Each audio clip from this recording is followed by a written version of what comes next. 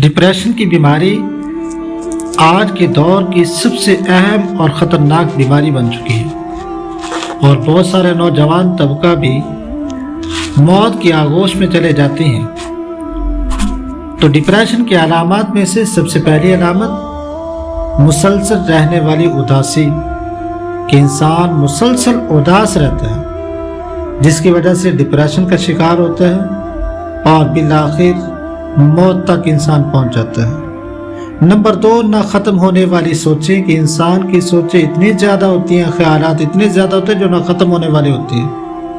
Number 3, खुद एतमादी की कमी कि इंसान को अपने ऊपर एतमाद ख़त्म हो जाता है कि मैं कुछ नहीं कर सकता, जबकि अल्लाह पाक ने इंसान को बेशुमार सलाहियतों से नवाजा है।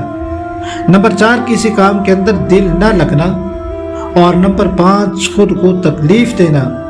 और नंबर 6, नींद और भूख के अंदर कमी। ये इतनी ज़्यादा अलामात ख़तरनाक हैं कि इंसान को डिप्रेशन का शिकार बनाती हैं और बिलआखिर मौत के आगोश के अंदर इंसान को डाल देती हैं। और इसमें नौजवान तबका बहुत ज़्यादा मुलव्विस है। इसका हल क्या है कि हमें अल्लाह के ज़िक्र की तरफ मुतवज्जे होना होगा, नमाज पढ़नी होगी, अल्लाह से दुआ करनी होगी।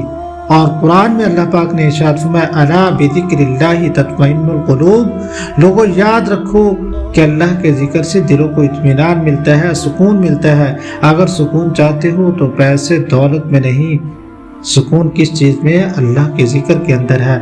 तो हमें अल्लाह के ज़िक्र की तरफ मुतवज्जे होना होगा। डिप्रेशन ख़त्म, इंसान की मायूसी ख़त्म, इंसान अपने ऊपर एतमाद करना शुरू कर देता है और अल्लाह ताला की ज़ात के साथ लौ लगा लेता है। दुआ अल्लाह तबारक व तआला की ज़ात से कि अल्लाह तबारक व तआला हम सब को अल्लाह का ज़िक्र करने की तौफीक अता फरमाए।